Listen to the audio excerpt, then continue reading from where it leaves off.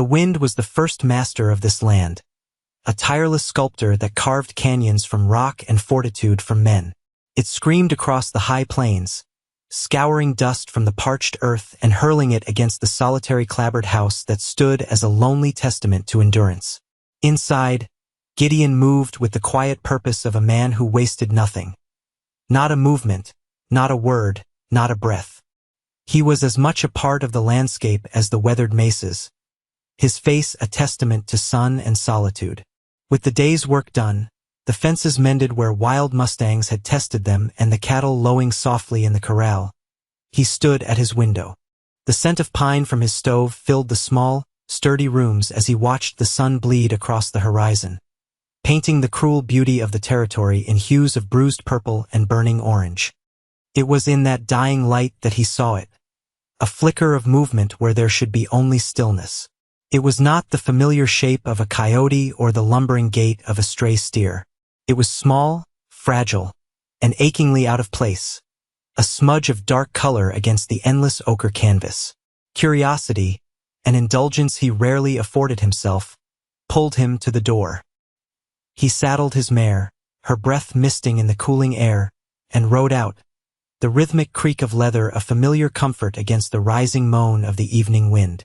As he drew closer, the shape resolved into a woman, crumpled at the base of a lonely rock formation, a heap of dark fabric and utter stillness.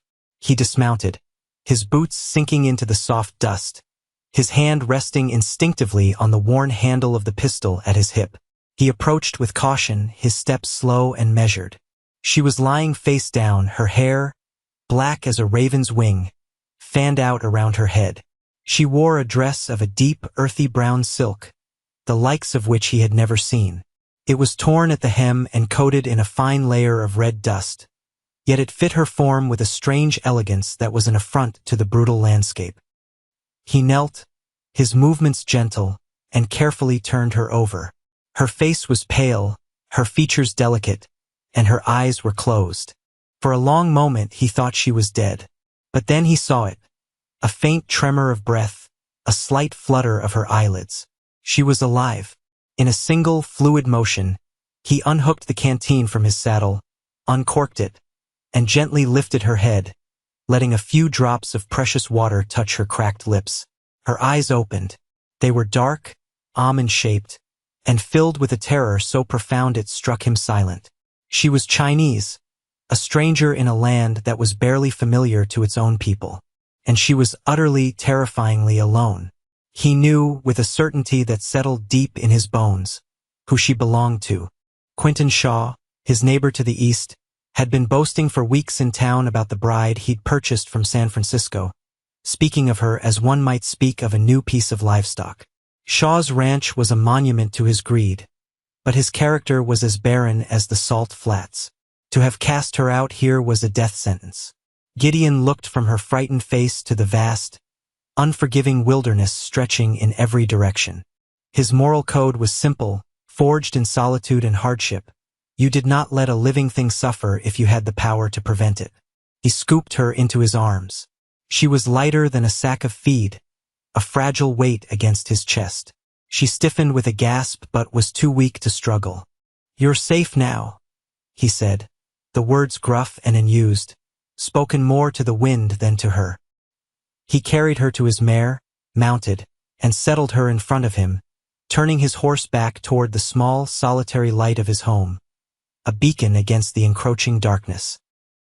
He brought her into the house, where the warmth and the smell of coffee and wood smoke stood in stark contrast to the cold, desolate plains. He laid her gently on his own cot, the only one he had, and pulled a thick wool blanket over her. Her eyes followed his every move, wide with a mixture of fear and exhaustion. He saw the way she clutched the fabric of her worn brown cheongsam, the silk garment a last, tattered link to a world that no longer existed for her. Without a word, he moved to the stove, stoking the fire and putting a pot of broth on to heat. Words were a currency he spent sparingly, and in this case they were useless. They shared no language but the universal one of need and aid. When the broth was warm, he ladled it into a tin cup and brought it to her. He gestured for her to sit up, and when she did so, her movements stiff with pain, he handed her the cup. She hesitated, her gaze flickering from his face to the steaming liquid, as if expecting a trick. He simply waited, his expression unreadable. Finally, her small, trembling hands closed around the cup. She took a slow, tentative sip, then another, the warmth seeming to seep back into her soul. He watched her, this strange, beautiful woman who had fallen into his life like a star plummeting to earth. He noted the quiet dignity in her posture, even in her weakened state.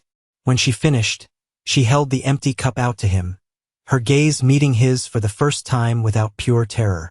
There was a question in it, a silent inquiry. He took the cup, then pointed to himself.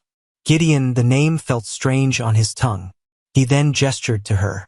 She looked down at her hands, then back at him, her voice a soft, musical whisper. May, the name hung in the air between them, a fragile bridge. He gave a single, slow nod of acknowledgement and retreated to the other side of the small room, pulling over a wooden chair to sit by the fire. He would watch over her through the night. As he sat in the flickering firelight, listening to the sound of her soft, even breathing as she finally succumbed to a healing sleep, a feeling akin to gratitude settled over him. His life had been a solitary, predictable path he had chosen. Now a new, uncertain line had intersected his, and for the first time in years, he did not know what the sunrise would bring. The morning sun cast long shadows across the floorboards when May awoke. She saw Gideon by the open door, sharpening a tool on a whetstone. The rhythmic scrape of steel on stone, a grounding, peaceful sound. He had given her space, and she understood the gesture. For the first time in months, she felt a sliver of safety. A sense of purpose stirred in her. She was not one to be a burden. She folded the blanket with precise, neat corners and washed her face and hands in a small basin of fresh water he had left for her. When he turned and saw her, he simply nodded and gestured toward the table where 2 plates of biscuits and bacon were waiting. They ate in a comfortable silence, a new domesticity settling into the corners of the small cabin. The peace was shattered by the thunder of hooves. A magnificent black stallion galloped into the yard, ridden by a man who seemed to consume all the air around him. Quinton Shaw dismounted with an arrogant flourish, his expensive leather coat and polished boots an insult to the dusty, hard-working land. "Gideon!" he boomed, his voice dripping with condescension. "I've come for my property." Gideon rose from the table, moving to stand in the doorway, his body a solid, immovable barrier. He did not raise his voice. "She's not property." Shaw behind him. May had shrunk back into the shadows of the room, the color draining from her face. Shaw sneered, his eyes flicking past Gideon to catch a glimpse of May.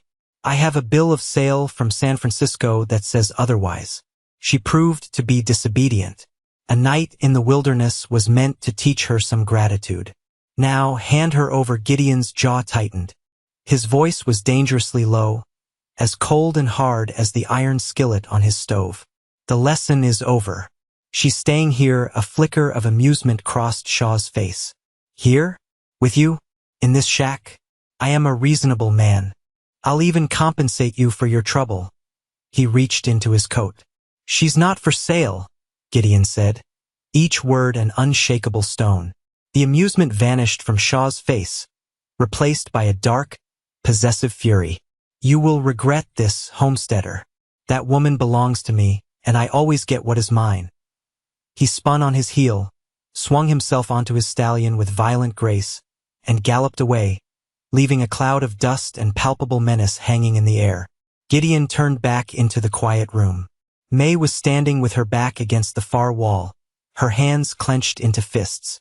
She was trembling, but her chin was held high. In her eyes, he saw not just fear, but the flicker of a defiant, resilient fire. The line had been drawn. The following week, Gideon knew he couldn't put off a trip into the town of Stone Creek. Supplies were low, and Shaw's threat lingered. Leaving May alone was a risk, but taking her with him was a public declaration. He chose the danger he could face head-on. He loaded the wagon, and May, understanding his unspoken request, returned from the cabin wearing her mended brown cheongsam, her dark hair brushed until it shone. She held her head with a quiet grace that was its own form of armor. As they pulled up to the general store, the town's activity seemed to slow. Eyes followed them, and whispers coiled in the air like heat haze. Shaw had already been at work, poisoning the well of public opinion. Inside the store, the air was thick with unspoken judgment. Mr. Miller, the proprietor, a balding man with kind eyes, was the only one who met their gaze directly. "Morning, Gideon," he said, nodding a polite greeting. His eyes rested on May for a moment, not with suspicion, but with a quiet curiosity. As Miller gathered the flour, salt, coffee, and cartridges from Gideon's list, other customers shuffled pointedly to the far side of the store. May stood silently, examining a display of colorful sewing threads, refusing to acknowledge the hostility. As Gideon paid, Miller leaned in slightly. "Shaw's been telling stories," he said, his voice low. "Says you stole his property." Gideon just met his gaze. "She's a person, Miller. Not a horse to be traded." Miller held his stare for a long moment, then gave a slow, deliberate nod. Figured as much. It was a small gesture, but it was an alliance. That evening, as Gideon mended a harness by lantern light, May sat nearby on a small stool, expertly patching a hole in a pair of his worn work trousers. The simple, domestic act was more profound than any conversation. They were building a life stitch by stitch in the face of the storm.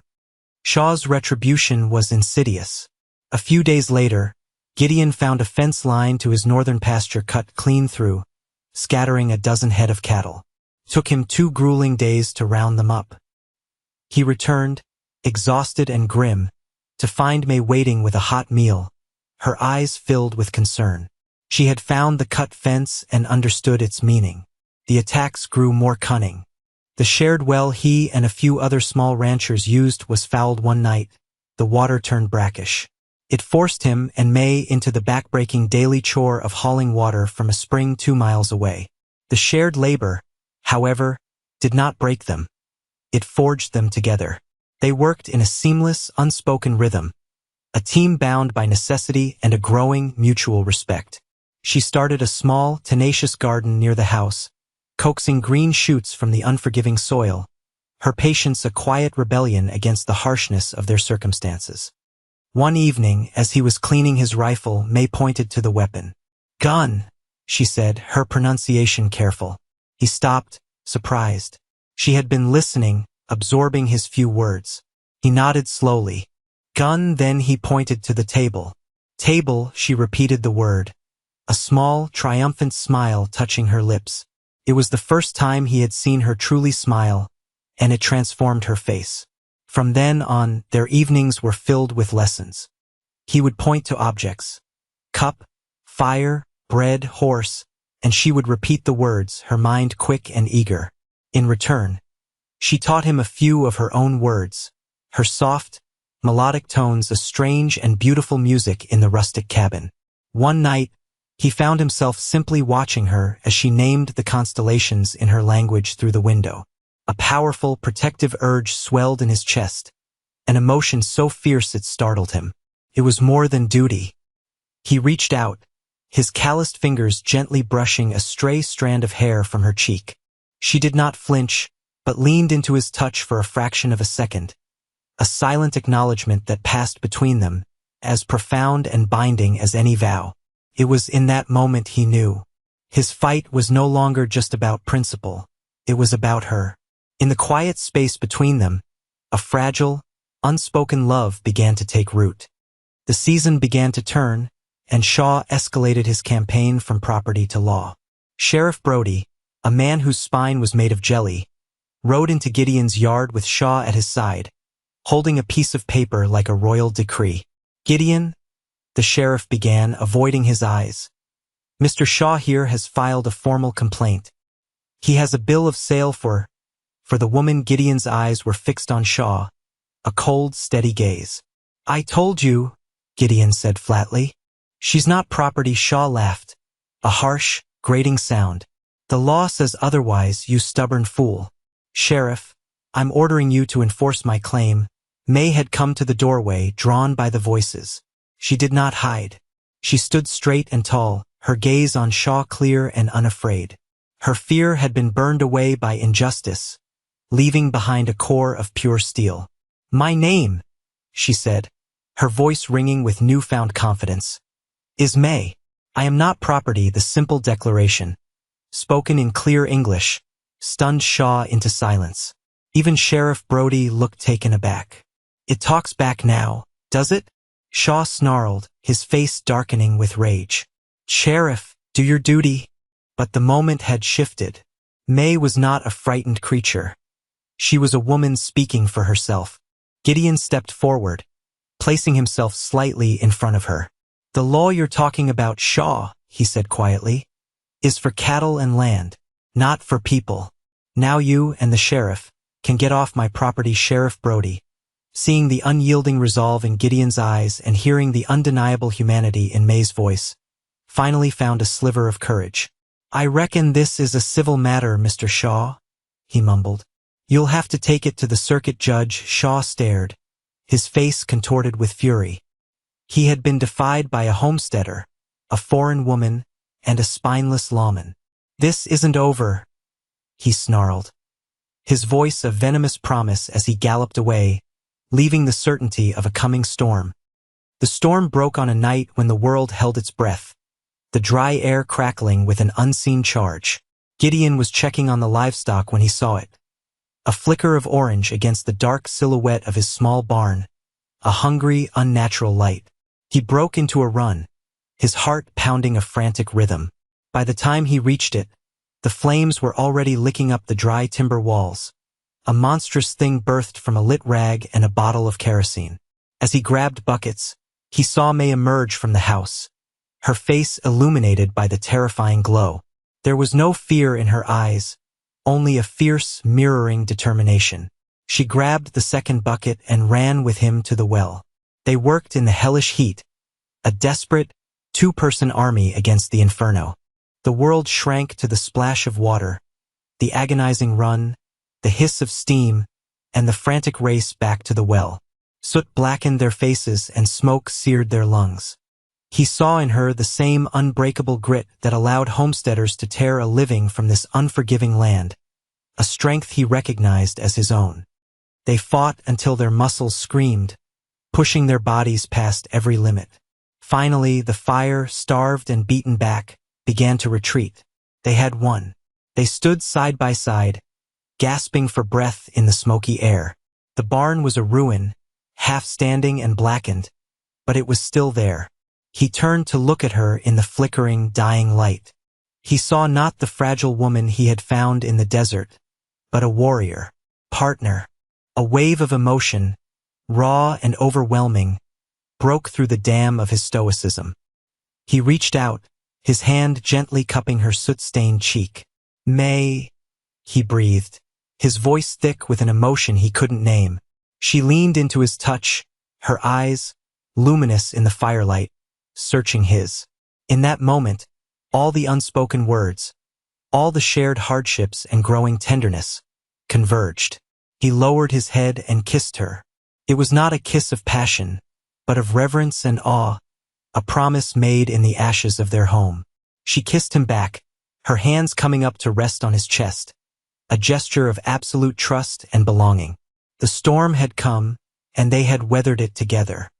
Defeat was an acid in Shaw's gut. Publicly humiliated, his power in the town shattered, he retreated to his ranch, consumed by an obsessive rage. The law was too slow, the town had turned against him. There was only one solution left in his twisted mind: obliteration. He gathered the 3 hard-faced men on his payroll, armed them, and planned his final assault. They would ride at dusk. They would burn the house this time and everyone in it. At the homestead, Gideon knew Shaw would retaliate. He spent the afternoon cleaning his rifle and pistol, his movements methodical and calm. As the sun began to set, they saw the dust cloud on the horizon. For riders moving fast. "Inside," Gideon said, his voice grim. He took his position by the front window, rifle ready. May did not cower. She took the second rifle, the one she had watched him clean 100 times, and went to the small window on the back wall, checking the load as she had seen him do. "Gideon, give me the woman and we'll let you live," Shaw screamed from the yard. The only answer was the shattering of a window pane next to Shaw's head as Gideon fired a warning shot. A volley of gunfire tore into the cabin walls in response. Gideon returned fire with measured precision, while from the back, a second rifle shot rang out. One of Shaw's men cried out, grabbing an arm where May's deliberate, non-lethal shot had torn through his sleeve. The attackers were stunned. They had expected to lay siege to one man, not two armed defenders. Suddenly, from the direction of the town, came the sound of more hoofbeats. A posse of armed ranchers and townsmen, led by Mr. Miller and a determined-looking Sheriff Brody, rode into the yard. "Shaw, drop your weapons. You're surrounded," Brody yelled, his voice finally carrying the weight of the law. Shaw's men threw down their guns. But Shaw was beyond reason. He let out a primal scream of rage and spurred his horse directly at the cabin. His pistol raised, aimed at the window where Gideon stood. Gideon fired.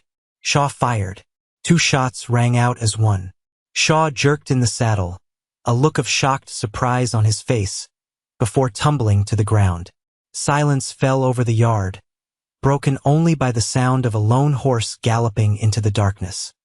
The sunrise painted the eastern sky with strokes of pale pink and soft gold, bringing with it a profound, soul-deep quiet. The violence was over.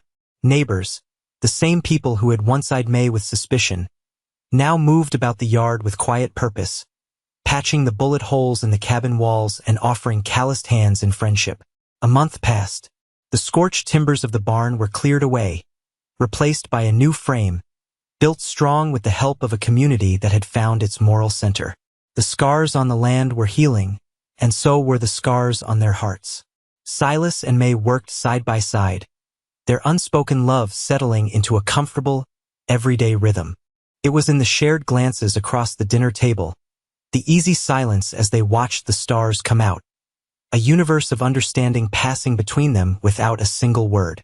One evening, they stood on the small porch of their repaired cabin, looking out at the vast expanse of land that was theirs. The prairie grasses glowed amber in the setting sun. He reached over and took her hand, his large, rough fingers lacing through her slender ones. "Felt like coming home." "My home," she said softly, looking not at the land, but at him. He squeezed her hand, his throat tight with emotions he was still learning how to name. His life had once been a solitary, straight line. She had not been a disruption to it. She had been its destination. "Our home," Gideon corrected her, his voice rough but clear. He drew her closer, and she rested her head against his shoulder. They stood together, 2 solitary figures no more, watching the last sliver of the sun disappear below the horizon, leaving the promise of 1,000 more sunrises to come.